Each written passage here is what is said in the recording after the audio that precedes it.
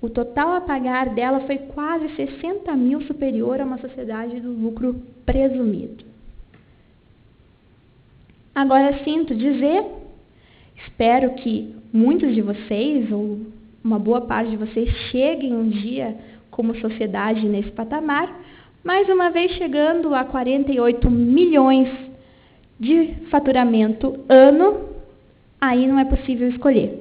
Por razões óbvias, a Receita quer tributar o seu lucro efetivo, o seu lucro real, e não quer saber do lucro presumido. Mas quem pode optar? A regra é que opte pelo lucro presumido. Essa opção é feita no começo do ano calendário, com o pagamento da primeira cota, as alíquotas.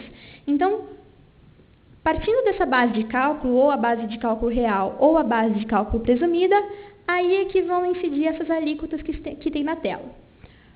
No caso do IRPJ, 15% mais 10 de adicional. O que significa isso? Esse adicional, para tentar conferir um certo grau de progressividade ao imposto de renda, quando a renda ultrapassa um certo patamar, ele incide. Então, significa o seguinte: se eu ganhei 240 mil no ano, se o meu lucro é 240 mil no ano, eu só me submeto a 15%. Se o meu lucro é 300 mil ao ano, por hipótese, então os primeiros 240 mil sofrem a incidência de 15% e a diferença, os 60 mil, sofrem a incidência dos 25%, que são os 15% e mais o adicional de 10%. Tá claro? E a contribuição social sobre o lucro líquido, em todo caso, é 9% sobre a base de cálculo. Esse é o comparativo que a gente já mencionou. Algumas questões específicas, ao contrário da pessoa física, a pessoa jurídica segue o regime de competência. Quer dizer, não é a efetiva entrada do dinheiro que determina a incidência do imposto de renda, e sim a competência a que aqueles valores se referem. Ok? Ali eu só mencionei expressamente aquela alíquota que nós também já tínhamos mencionado na pessoa física. Quando os rendimentos são recebidos de outra pessoa jurídica, existe uma retenção de apenas 1,5% de imposto de renda. Ok. Uma coisa que é importante atentar são casos dos precatórios. Só mencionei ali que um diferencial na Justiça Federal é que o precatório sofre a retenção de 3%, existe uma lei específica. O que é importante dos precatórios é que nós temos visto isso acontecer com bastante frequência na prática. A legislação determina que a instituição financeira que libera o valor do precatório identifique à Receita Federal os dados da pessoa que fez o levantamento desses valores. Com muita frequência, esses valores são devidos à sociedade. O precatório pode até sair em nome da sociedade, mas quem faz o levantamento é um advogado pessoa física e no levantamento aparece o CPF do advogado. Fatalmente, nesse caso, a pessoa física é autuada a pagar IRPF sobre todo o valor do precatório. Já vimos autuações de valores muito expressivos acontecer por conta disso. Nesse caso, é possível reverter judicialmente, tá? Mas é bom já ter atenção, já no momento de fazer esse levantamento, pedir para a instituição financeira identificar a pessoa jurídica e não a pessoa física. Uma outra questão, para reverter isso judicialmente, o entendimento hoje prevalente é que a sociedade deve estar devidamente indicada na procuração judicial. Nós sabemos que os advogados individuais devem constar da procuração, mas se a titularidade dos honorários é da sociedade, o nome da sociedade e CNPJ devem estar mencionados na procuração. E no contrato de honorários também, pois afinal é o contrato que efetivamente atribui a titularidade dos honorários à pessoa jurídica. Então tomem bastante cuidado com isso. E por fim, o imposto de renda no advogado remunerado. 5 situações em que o advogado pode receber dinheiro da pessoa jurídica. Ou ele é empregado, ele é um advogado empregado e recebe salário. Ou ele é um advogado associado e recebe pelo preço do serviço prestado. Ou ele é um sócio e nessa condição recebe dividendos da pessoa jurídica, distribuição de resultados, né? Ou ele é um sócio patrimonial, quer dizer, ele investiu capital naquela pessoa jurídica. Ou ele é administrador, ele recebe prolabório em razão da administração, da atividade de gerenciamento, de administração que ele desempenha no escritório. Todos esses casos, as regras de imposto de renda são as mesmas que eu mencionei para a pessoa física e incidem em todos os casos, com exceção do sócio.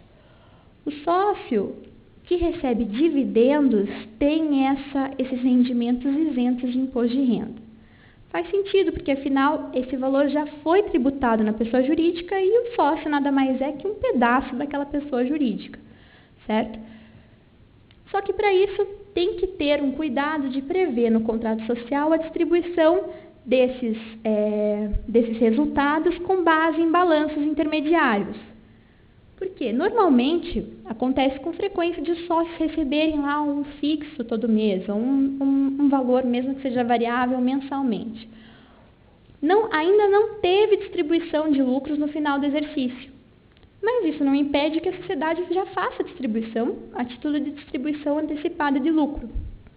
Nesse caso, deve-se ter o cuidado, primeiro, ter a previsão no contrato social de que é possível distribuir esses lucros antecipadamente e fazer balanços intermediários. Por isso é sempre bom também ter aí um auxílio de um contador que dê esse apoio especializado para a sociedade.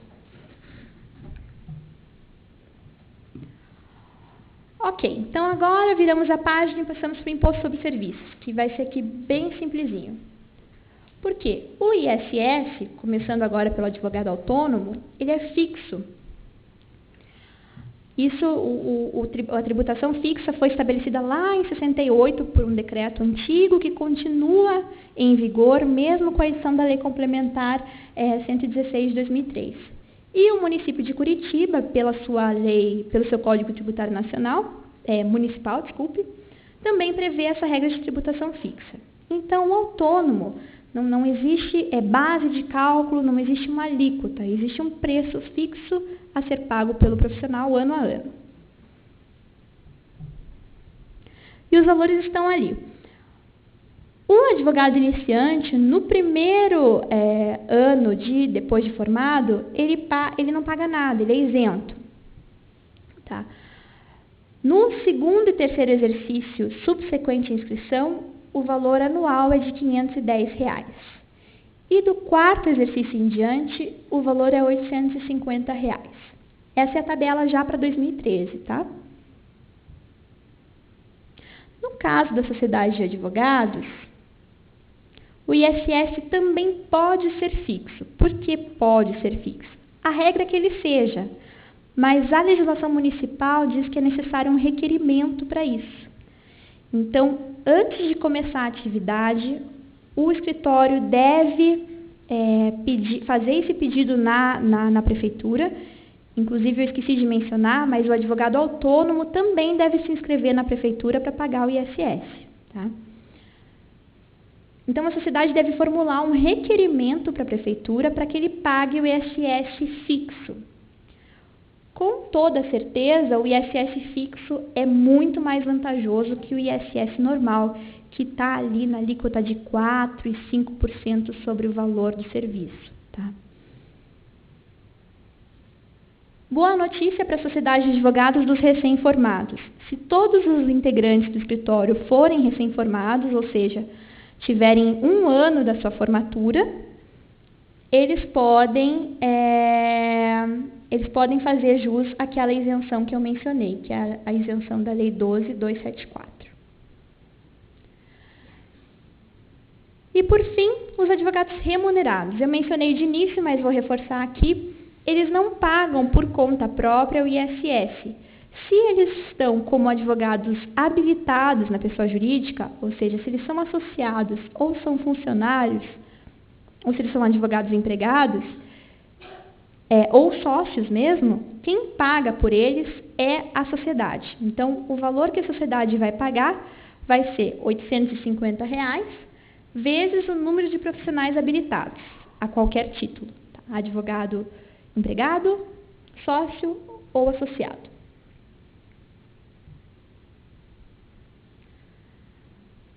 Já houve uma discussão sobre a constitucionalidade do ISS fixo, mas hoje isso está fora de discussão. O STF já se firmou nesse sentido. É necessária a inscrição na Prefeitura Municipal e aqui eu faço um alerta. Advogados que começaram a exercer a sua atividade como autônomos e resolveram constituir a sociedade de advogados, tenham o cuidado de baixar a inscrição do advogado, como advogado autônomo.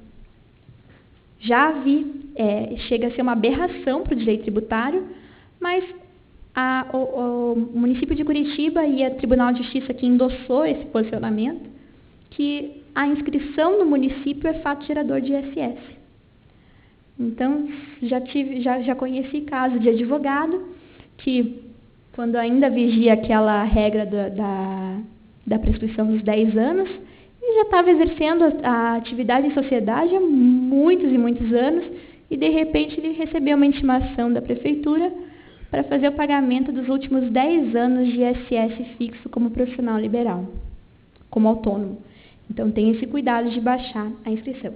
Uma vez com o registro, chega já no escritório de vocês o boletim para pagamento.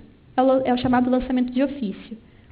Então, é o próprio município que calcula o valor e envia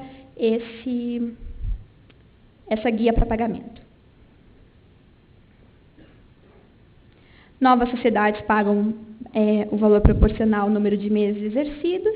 E para o ano de 2013, para quem já está em exercício, aí tem um desconto de 6% até dia 11 de março. Passando agora para a contribuição previdenciária, primeiro para o advogado autônomo. O advogado autônomo é considerado pela legislação previdenciária, a Lei 8.212, como um contribuinte individual e, portanto, é um segurado obrigatório da Previdência Social. O autônomo deve, portanto, recolher contribuição previdenciária. Mas o valor máximo dessa contribuição está hoje definida em portaria. Mencionei o valor máximo da contribuição, mas eu estou referindo aqui inicialmente o valor máximo da base de contribuição, salário de contribuição, que é a base de cálculo para a contribuição. Então, esse valor de R$ 4.159, não se assustem, esse não é o valor máximo que o autônomo tem que pagar. Esse é o valor máximo da sua base de cálculo. Sobre essa base de cálculo de até R$ 4.159, vão incidir as alíquotas, que têm uma quantia diferenciada conforme o tipo do cliente que está pagando. Se for pessoa física, a alíquota será de 20%. Tá? Novamente aqui, a pessoa física não é obrigada a fazer essa retenção. E até isso é uma razão até de administração fiscal. Normalmente, a legislação não atribui para pessoas físicas dever de retenção. Essa é uma obrigação acessória, ou dever instrumental, que a gente chama, que está muito mais acessível às pessoas jurídicas. Então, por isso, a pessoa física, quando paga, o cliente pessoa física, não é obrigado nem a reter e recolher imposto de renda, nem INSS, nem coisa nenhuma. Então, a pessoa física retém, nesse caso, o cliente é pessoa física, 20% é devido a título de contribuição previdenciária. Mas aí quem é obrigado a fazer esse recolhimento é o próprio advogado. E isso deve ser feito por guia de GPS, o advogado também deve estar devidamente cadastrado na Previdência Social e ele mesmo providencia esse pagamento até o dia 15 do mês seguinte ao recebimento. Se for pessoa jurídica, por outro lado, aí quem tem o dever de retenção e recolhimento é o seu cliente. Então, novamente, isso deve constar no recibo de pagamento de autônomo, essa retenção, e a pessoa jurídica, o seu cliente, só vai pagar o valor líquido. O que acontece? Aqui a gente tem um problema, porque o valor máximo que se pode pagar no mês é R$ 831. Mas você já recebeu um valor de honorário de uma pessoa jurídica que teve retenção de R$ 400 e de outra que teve de R$ 500. Passou um pouco do teto, você recolheu a mais. Nesse caso, o que se faz? O advogado deve ter já os comprovantes das antigas retenções naquele mês para demonstrar que o seu limite foi atingido, para que o seu tomador de serviço se sinta ali desobrigado a fazer essa retenção e esse recolhimento. Tá? Porque, de fato, uma vez atingido o teto, não é mais necessário esse recolhimento.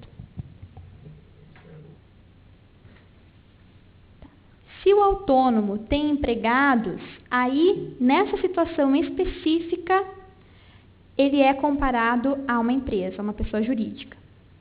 Então, ele deve, nos termos da legislação previdenciária, reter e recolher o INSS dos seus empregados. E aqui as regras vão ser as mesmas da sociedade de advogados, por isso que eu não vou explicar desde logo. Então, a regra da sociedade de advogados para a contribuição previdenciária é muito simples. Toda a remuneração paga a qualquer título para empregados, administradores, autônomos, trabalhadores avulsos, tudo isso vai compor a base de cálculo da contribuição previdenciária. Sobre essa base de cálculo vai incidir uma alíquota de 20%. Esse vai ser o valor da contribuição devida pela sociedade de advogados. Já quando o cliente pagar para a pessoa jurídica, seja esse cliente pessoa física ou pessoa jurídica, não haverá retenção nenhuma a esse título.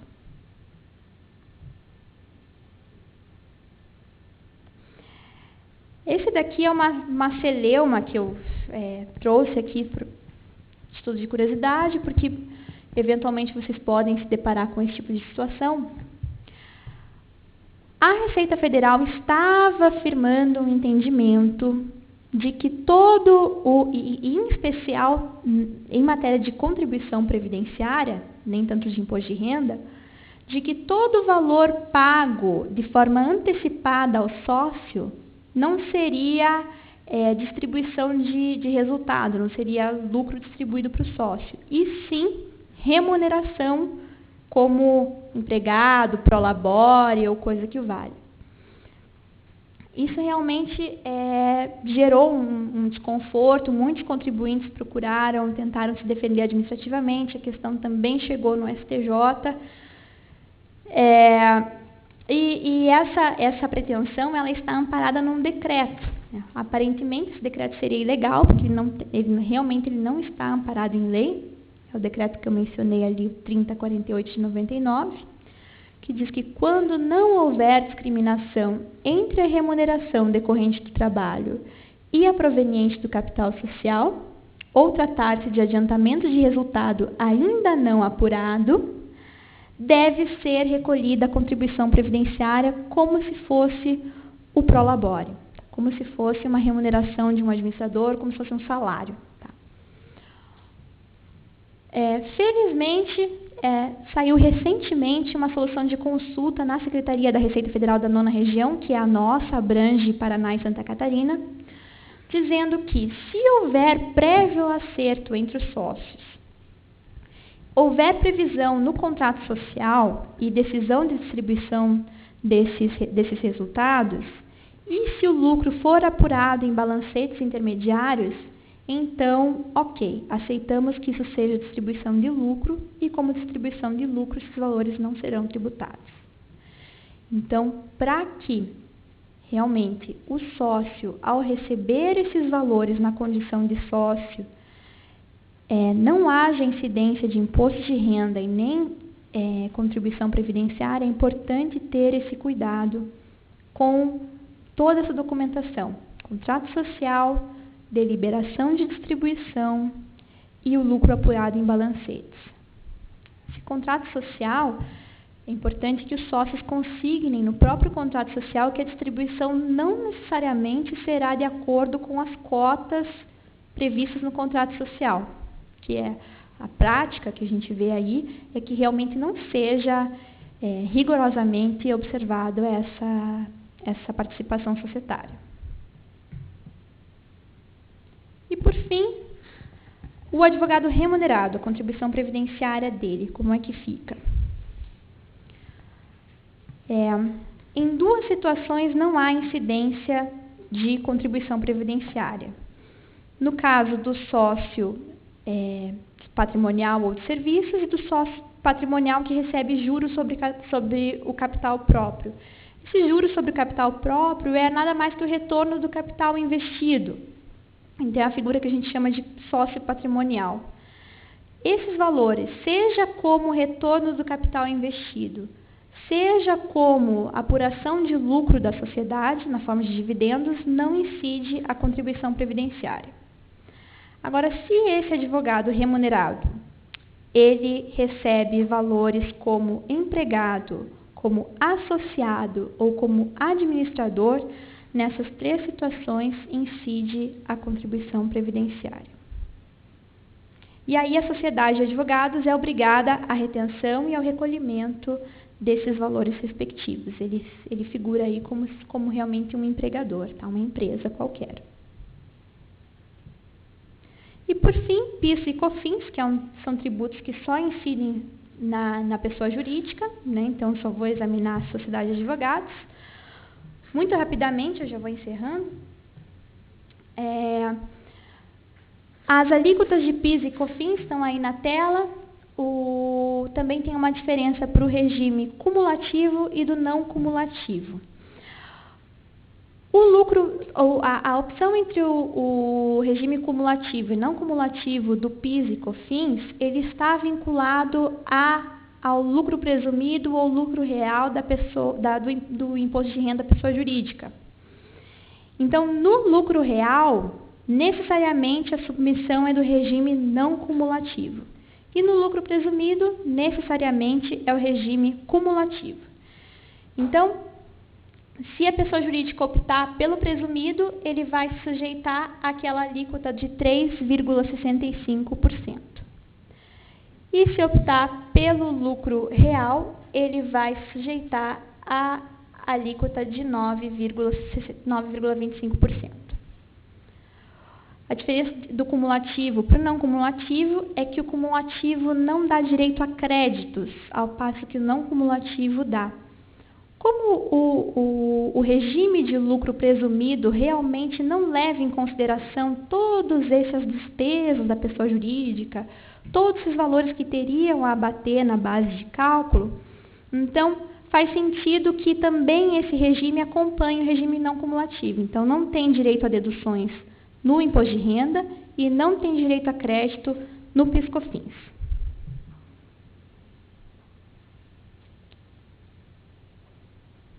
Aqui eu mencionei algumas questões dos créditos, mas eu até vou preferir passar aqui, porque realmente só interessa para aquelas pessoas jurídicas que optam pelo regime do lucro real. Como isso realmente é raro e como a gente está com o tempo adiantado, eu vou deixar aqui só para fins de registro.